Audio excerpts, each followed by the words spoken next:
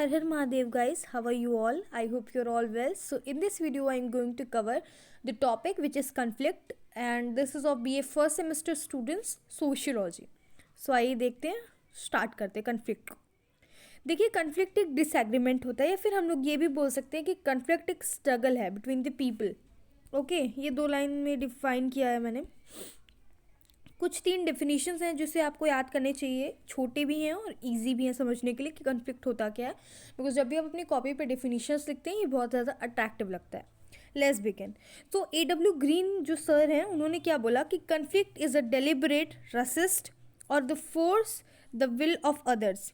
Basically conflict एक deliberate resist है या फिर बोल सकते हैं ऐसे फोर्स है जो कि क्या करते हैं, अपोज करती है दूसरे के विल्स को, है ना, तो उसे कन्फ्लिक्ट बोलते हैं ना। एंड मैकाइवर एंड पेज क्या बोलते हैं, social conflict includes all activity, यानी कि सोशल कन्फ्लिक्ट जो होता है वो सारी एक्टिविटीज़ को इंक्लूड करता है जिसमें in which man contend against one another for any objective, जिसमें मैन एक दूसरे को क्या करते हैं, कंटेंट करते हैं, अपोज करते हैं किसी एक ऑब्जेक्टिव के लिए। या एंड तीसरा जो डेफिनेशन है,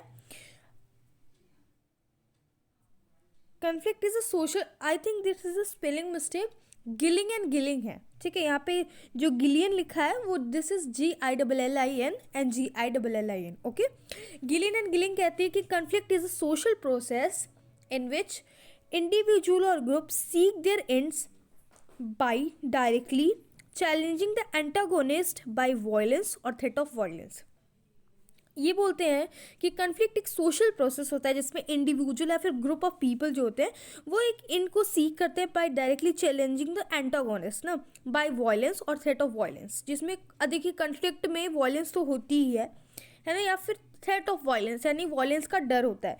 देखो एंटागोनिस्ट क्या होते हैं जिनको नहीं पता, दो वर्ड होते हैं, कैरेक्टर दो तरीके के होते हैं ना, एक प्रोटागोनिस्ट दूसरा एंटागोनिस्ट। जैसे हम लोग बोलते हैं ना फिल्म का हीरो है तो उसे प्रोटागोनिस्ट कहेंगे, और एंटागोनिस्ट जो कि प्रोटागोनिस्ट को अपोज करे यानी विलन, बेसिकली इससे हम समझेंगे, है ना। तो यहाँ पे एंटागोनिस्ट का मतलब वो होता है एक ऐसी फोर्स जो कि अपोज करती है, यहाँ पे हम लोग इससे समझेंगे। तो अभी बता देती हूँ कि कन्फ्लिक्ट एक्चुअल में होता क्या है। देखिए basically conflict is a conscious action है, एक डिलिबरेट इंटेंट है टू अपोज समवन। या सो बेसिकली कन्फ्लिक्ट एक तरीके का अपोजिशन है या फिर स्ट्रगल है जो कि इन्वॉल्व करता है एक emotional attitude of hostility, violence, interferes, ठीक है, with one autonomous choice, right. और you can say competition in its own more occasional personal hostile forms. It is the process of seeking to obtain reward by eliminating or weakening the competitors. Conflict का मतलब हिंदी में अगर बताऊँ मैं, conflict का यही मतलब होता है कि मतभेद, मतलब वैसे कन्फ्लिक्ट का मतलब ये नहीं होता डिफरेंस या फिर ऐसा सीन होता है, बट कन्फ्लिक्ट क्या बोलता है कि किसी चीज़ में जब हम लोगों को मतभेद होती है तो उस वक्त कन्फ्लिक्ट है। जैसे मतभेद किन किन चीज़ों में हो सकता है आप बताइए। मतभेद आइडियाज़ में होती हैं, यानी कन्फ्लिक्ट जो होते हैं आइडियाज़ में बहुत कन्फ्लिक्ट करता है, कॉन्ट्राडिक्ट करता है ना। जैसे हमारे आइडियाज़ आपके आइडियाज़ मैच नहीं करेंगे ना, मेरा टेस्ट आपका टेस्ट मैच नहीं करेगा, मेरा इंटरेस्ट आपका इंटरेस्ट मैच नहीं करेगा, so it is conflict. Conflict basically you can से कि दो लोग के बीच में कन्फ्लिक्ट अराइज हो गया, दो लोग के बीच में लड़ाई झगड़ा, something like that, okay. Conflict इसीलिए हम बोलते हैं ना, कन्फ्लिक्ट एक टाइप का कॉन्शियस एक्शन है।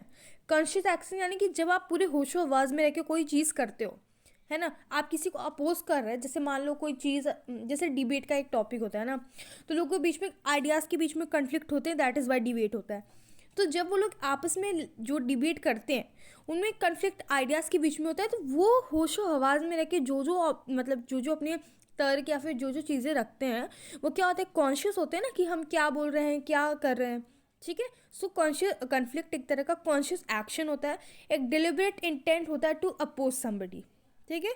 और कन्फ्लिक्ट एक पर्सनल एक्टिविटी होती है ना, जैसे कॉन्फ्लिक्ट तो एक पर्सनल एक्टिविटी है, लेकिन अगर आप कुछ कह रहे हो, मुझे आप पे एतराज़ है ना, मुझे आपका बात सही नहीं लगा, सो मेरे और आपके आइडियाज़ क्या कर रहे हैं, कन्फ्लिक्ट कर रहे हैं, because we are not same, we are different from our ideologies, thinking, है ना, बिहेवियर, इंटरेस्ट एक्सेट्रा।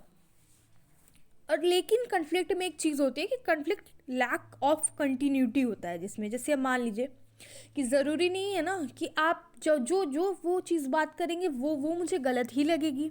जैसे आपने मान लो एक बात कह दी कुछ जो गलत लगी मुझे, मैं आपको कन्फ्लिक्ट, मेरे और आपकी आइडियोलॉजीज़ में कन्फ्लिक्ट हो गया, मतभेद हो गया, लड़ाई हो गई, लेकिन आपने कोई ऐसी बात बोली जो मुझे सही लगी, तो मैं आपको सपोर्ट भी तो करूँगी, या फिर सिर्फ हम लोग के बीच में लड़ाई होता रहेगा, है ना।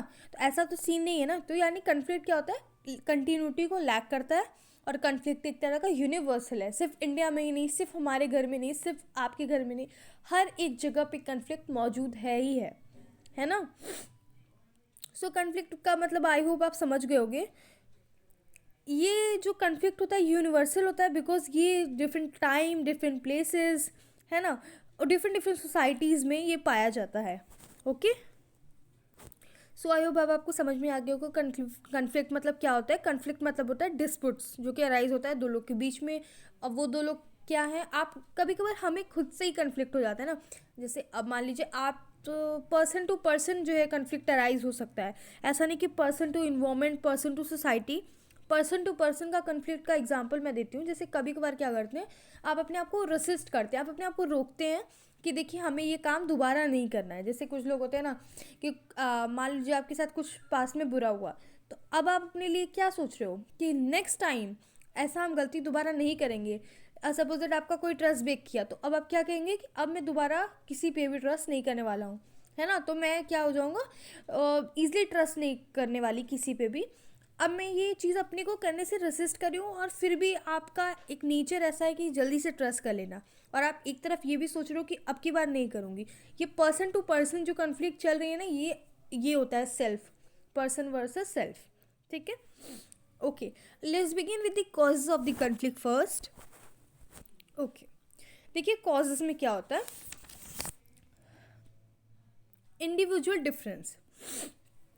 पहला होता है इंडिविजुअल डिफरेंस। जैसे हमको पता है कि no two mens are alike in nature, जैसे कोई भी दो लोग जो हैं कभी भी सेम नेचर के नहीं होंगे, सेम एटीट्यूड उनका नहीं होगा, सेम आइडियल के नहीं होंगे, सेम इंटरेस्ट के नहीं होंगे, सेम आइडियाज़ के नहीं होंगे। सो हर लोग आपस में डिफरेंट है, राइट, आप मानते हो। तो इंडिविजुअल डिफरेंस की वजह से ये कन्फ्लिक्ट अराइज होता है।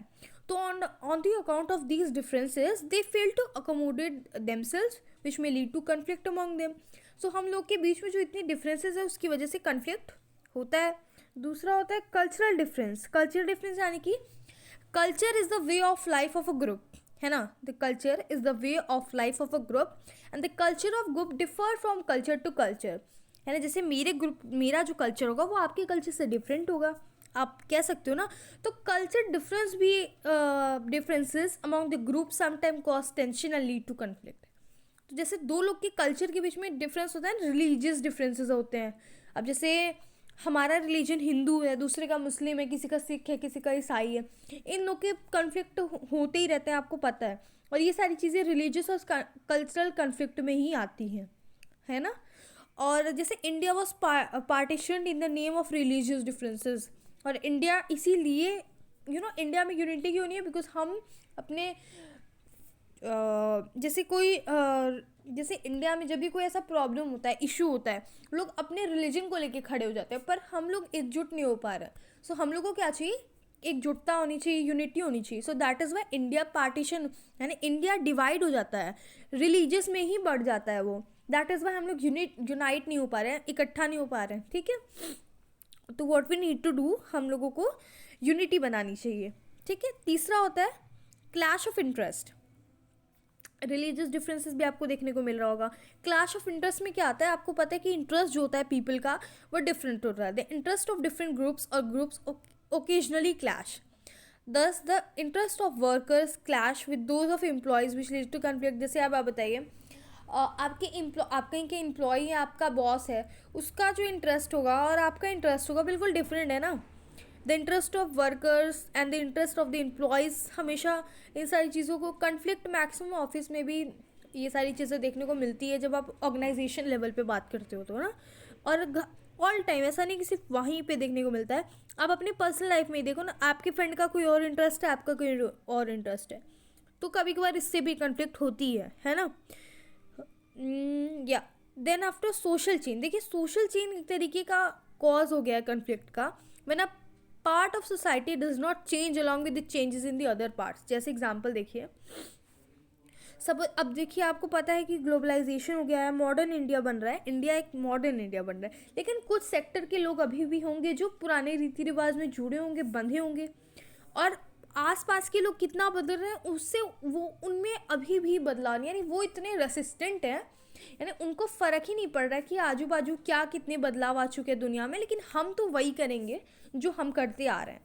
तो कभी कभार इसकी वजह से भी कन्फ्लिक्ट होता है ना। अब मैं एक बहुत फ़नी एग्जांपल देने वाली हूँ, ठीक है। या अब जैसे मान लीजिए एक एग्जांपल है, अब ये मॉडर्न टाइम चल रहा है, अब यहाँ पे दो लोग की शादी होती है और जो बहू होती है वो बहुत ज़्यादा मॉडर्न होती है, वो ऐसे फैमिली में आती है जो कि एक ट्रेडिशनल फैमिली मानी जाती है, जो बहुत परंपरा रीति रिवाज प्रथा इन सबको मानने वाली होती है। पर वो जो पर्सन आई है, यानी वो जो बहू है, वो क्या है, मॉडर्न है, वो एकदम उस टाइम के हिसाब से चल रही है। बट ये जो फैमिली है, ये क्या है, ये अभी अपने आप को चेंज नहीं किया है along with the changes of happening in the other parts. तो इन लोगों में क्या होगा बताइए, कन्फ्लिक्ट होगा ना। Okay, social change cause cultural lag, ये एक तरीके का ना कल्चरल लैग वो कॉज करता है जो कि लीड करता है कन्फ्लिक्ट होने में। The parent youth conflict is a result of social change in which short conflict is an expression of social disequilibrium. अब जैसे जनरेशन गैप आप सबको पता है, तो काफ़ी लोग जब भी कोई कन्फ्लिक्ट होता है तो उसका रीज़न अपने पेरेंट्स से ये बताते हैं कि it's all about generation gap, वो हमें नहीं समझते, वो कहेगा वो हमें नहीं समझता, है ना, ये सारी चीज़ें होती हैं। And it is the result of social change. The short in short conflict is an expression of social disequilibrium, है ना। सो आई होप अब आपको कॉज समझ में आ गया होगा। सो अब देखते हैं what are the characteristics of conflict. तो हालांकि मैंने इसे थोड़ा सा पहले भी डिस्कस किया था, लेकिन फिर भी डिस्कस करूँगी। एक तरीके का यूनिवर्सल प्रोसेस है, इसेंशियल भी है ना। अब जैसे मान लीजिए हम लोग हर चीज़ों में ही सेम हो जाए, ऐसा पॉसिबल है? जैसे हम लोग डिफरेंस हैं अगर एक दूसरे में, so that is way conflict हो रहा है, इट इज़ एज सिंपल। पर सोचिए कि हम सब लोग का सेम इंटरेस्ट होगा। अब एग्जांपल ले लेती हूँ मैं। अब इस दुनिया में बहुत सारे लोग हैं, सबकी अपनी अपनी ड्रीम है, आप सबको पता है। हर कोई यूपीएससी एस्पिरेंट नहीं होगा, हर कोई नीट नहीं होगा, हर कोई जेई की प्रिपरेशन नहीं कर रहा होगा, राइट। हर कोई डॉक्टर नहीं बनना चाहेगा, हर कोई इंजीनियर नहीं बनना चाहेगा, हर कोई प्रोफेसर ड्रीम नहीं अपनाएगा। तो अब एक बात बताइए कि इस पूरी दुनिया में सिर्फ इंटरेस्ट सेम हो जाए सबका, सब यही चाहें कि मुझे डॉक्टर ही बनना है, तो इस देश का क्या होगा? अब बताइए। इस देश में प्रोफेसर्स की भी नीड है, इंजीनियर्स की भी नीड है, सिविल सर्विसेज में जो आईएएस वगैरह बनते हैं उनकी भी नीड है, तो हर चीज़ की नीड है, राइट। तो difference in the interest is, there must be the difference in the interest because it is an essential thing. That is why यहाँ पे लिखा है essential process. Two way process है। कन्फ्लिक्ट इंक्लूड करता है disagreement from both the sides, है ना। ऐसा नहीं कि मैं एक को एग्री कर रही हूँ और दूसरा मुझे फिर भी वो कर रहा है। अब आप उससे नहीं एग्री होंगे, वो आपसे नहीं एग्री होगा, है ना। तो क्या होगा, कन्फ्लिक्ट तो टू वे प्रोसेस होता है। जैसे ताली एक हाथ से नहीं बजती, वैसे ही कन्फ्लिक्ट भी एक तरफा नहीं होता। Okay, and it is a deliberate process, it is a conscious process where the clash of interest happen, okay, permanent और temporary in nature। जैसे मैंने बताया था, it is something temporary type, maximum time उसे temporary सर कुछ sectors में temporary होता है, लेकिन कुछ में होता है permanent nature का होता है ना। अब जैसे जो हिंदू मुस्लिम क्लैश होता है वो बहुत पुराना हो चुका है, वो होते ही आ रहा है, वो कुछ लोग अपनी आइडियोलॉजी समझ ही नहीं सकते हैं, है ना। सो ये क्या होगा, उस सेक्टर में परमानेंट देखा जाएगा, लेकिन टेम्पररी किस में, जैसे हम छोटी मोटी, जैसे अब एग्जांपल लेती हूँ मैं, कोई ऑफेंड मत हो जाना। अब जैसे मान लो कोई बीटीएस का फ़ैन है और कोई नहीं है, अब उन लोग के आइडियाज़ क्या हो रहे हैं, कन्फ्लिक्ट हो रहे हैं। तो मान लो वो एकदम एकदम पागल ही फ़ैन है बीटीएस का, वो बात किया जा रहा है ये है वो है, और अगला बंदा कह रहा है अरे मुझे ये नहीं पसंद वो नहीं पसंद, समझ रहे हो ना। वैसे I also do not like, but मैं नहीं बोलती कुछ, बिकॉज मेरा अपना पॉइंट ऑफ व्यू, उसका अपना पॉइंट ऑफ व्यू। तो जैसे कुछ बच्चे होते हैं उन्हें पसंद होता है, राइट। तो कहेंगे क्या ma'am I am BTS army, ये वो दुनिया भर का। तो काफ़ी लोग को पसंद है, काफ़ी लोग को नहीं है। अब इन दोनों में क्लैश हो रहा है ना, क्योंकि इंटरेस्ट के बेसिस पे है ना, बिकॉज शी और ही likes BTS, if I am not liking it there must be conflict among us, ठीक है। वो होता है टेम्पररी नेचर का। अब ऐसा नहीं कि 24 घंटे वो बीटीएस की बात कर रही है, और भी बात करेंगे ना। अब एक दो फ्रेंड हैं, वो सिर्फ यही सेम चीज़ बात करेंगे, उनके पास और भी टॉपिक होता है डिस्कस करने के लिए, तो टेम्प्रेरी होता है ये, बिकॉज इस सेक्टर में क्या होगा, टेम्प्रेरी नेचर का है। Okay, diverse in many forms, जैसे वायलेंस होता है, नॉन वायलेंस होता है, प्रोटेस्ट की फॉर्म में होता है। तो कन्फ्लिक्ट हम लोग को बहुत तरीके से देखने को मिलता है। वॉर की फॉर्म में, जैसे लड़ाई झगड़ा हो रहा है, कोई नॉन वायलेंस जैसे प्रोटेस्ट करके शो कर रहा है कि देखिए हमें हमें ये चीज़ पसंद नहीं है या हम एग्री नहीं करते हैं। And it is an organised effort, ये एक तरीके से ऑर्गेनाइज एफर्ट है। चलिए अब देखते हैं what are the types of conflict. Lewis Coser talked about positive and negative conflict. तो जो टाइप्स ऑफ कॉन्फ्लिक्ट है उसमें इन्होंने पॉजिटिव और नेगेटिव कॉन्फ्लिक्ट के बारे में बात की थी। पर अभी जो मेन हम पढ़ेंगे ना, जो टाइप ऑफ कॉन्फ्लिक्ट देखेंगे वो हम देखेंगे मैकआइवर एंड पेज का। मैकआइवर एंड पेज क्या बोलते हैं कि कॉन्फ्लिक्ट दो तरीके का होता है, direct conflict and indirect conflict. ये बहुत इजी है ना, आप लिख लोगे आराम से, बस नाम याद रखना। जैसे डायरेक्ट कॉन्फ्लिक्ट वो कॉन्फ्लिक्ट होता है जो डायरेक्टली हैपन हो। अब जैसे वॉर होती है, लड़ाई झगड़ा होता है, तो वो डायरेक्ट है ना। अब जैसे आप सबसे कॉमन अभी करेंटली एग्जांपल हो तो रशिया यूक्रेन हो गया, एंड उसके बाद हमास और इज़राइल एंड हमास का हो गया। ये डायरेक्ट है ना, बिकॉज वो उस पर हमला कर रहा है और हमास उस पर हमला कर रहा है। हमास ने अटैक किया और इज़राइल अपने आप को डिफेंड करने के लिए अटैक कर रहा है, तो दोनों अटैक कर रहे हैं ना, तो डायरेक्टली होता है, जिसमें वॉर हो जाएगा। कम्यूनल राइट्स, जिसको नहीं पता है मैं बता दूं, जैसे दो कम्युनिटी जब लड़ती है, जैसे Muslim community and Hindu community जब लड़ाई कर रही है किसी चीज़ टॉपिक पे, है ना, तो वो क्या हो गया, डायरेक्ट में आएगा। रिवॉल्यूशन, क्रांति, अब ये किस में आएगी, डायरेक्ट में आएगी। ओके, इनडायरेक्ट कन्फ्लिक्ट वो होता है जो कि इनडायरेक्टली हैपन हो। अब जैसे बिजनेस वगैरह में हो गया, पॉलिटिक्स में हो गया, कॉरपोरेट्स कॉरपोरेशंस वगैरह में हो गया, कॉरपोरेट सेक्टर में हो गया, ये सारी जो टाइप ऑफ कॉन्फ्लिक्ट होंगी ये इनडायरेक्ट कॉन्फ्लिक्ट में आएंगी। ओके, इसमें भी स्पेलिंग गलत ही है, गिलिन एंड गिलिन लिखा है, इसमें गिलियन लिखा हुआ है। I am so sorry, it's Gillin and Gillin. आप अपनी स्पेलिंग ढंग से लिखना। देखिए इन्होंने जो बताया वो 6 टाइप्स ऑफ कन्फ्लिक्ट इन्होंने बताया। इन्होंने कहा personal conflict, racial conflict, class struggle, caste, political and international. It is very easy, नाम से ही सबको पता चला। Let me explain first. देखिए,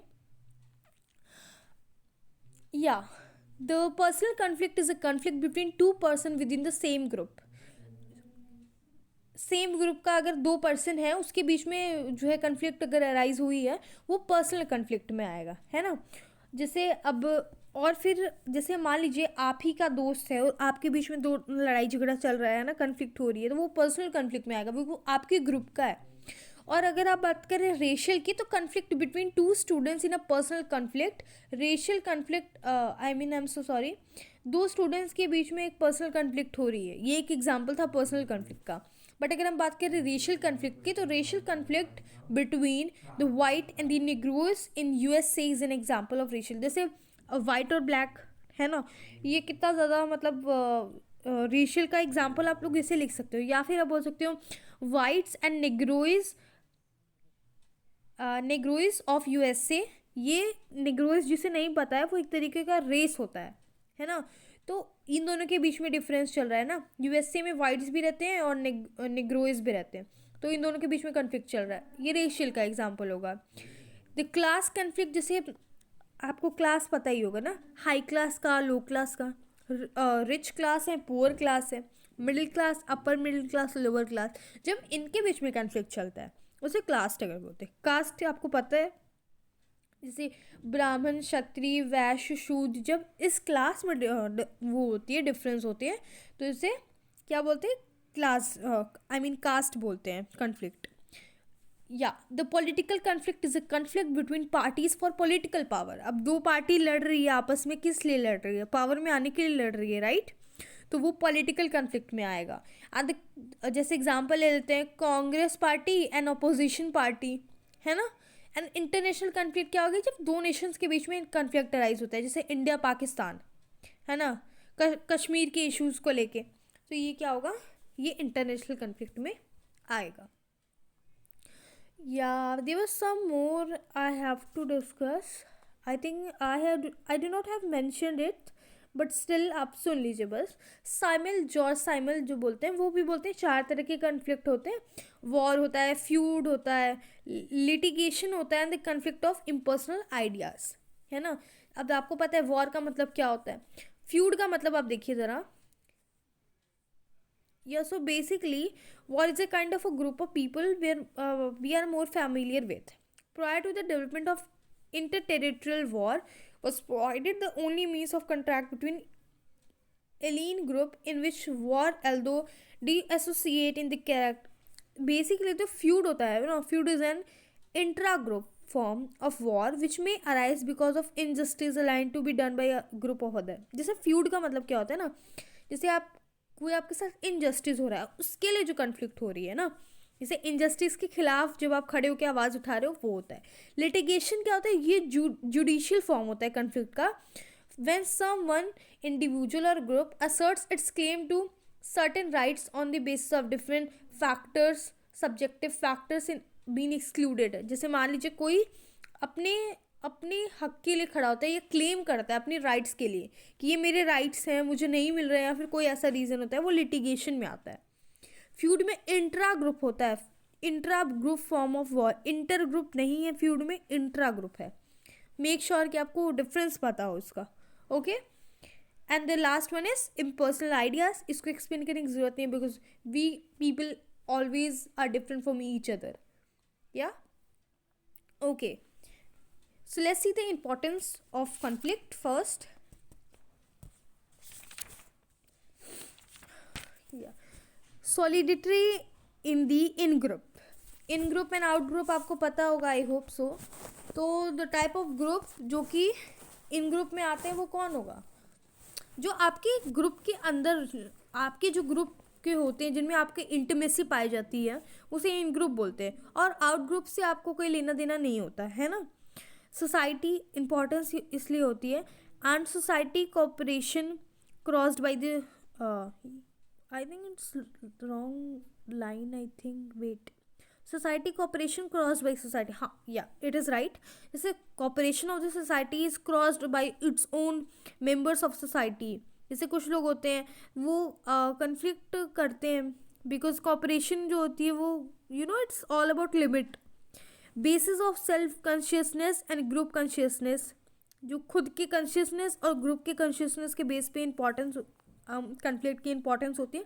और सेल्फ अवेयरनेस, हम वी आर समथिंग, हम कभी आवाज़ अपने लिए कब उठाते हैं जब हम खुद को पता होता है अपने राइट्स के बारे में, सेल्फ अवेयर है हम लोग। सो कन्फ्लिक्ट इंपॉर्टेंट है, ऐसा नहीं कि कन्फ्लिक्ट नहीं होना चाहिए, बिकॉज हम लोग को ज़रूरी है।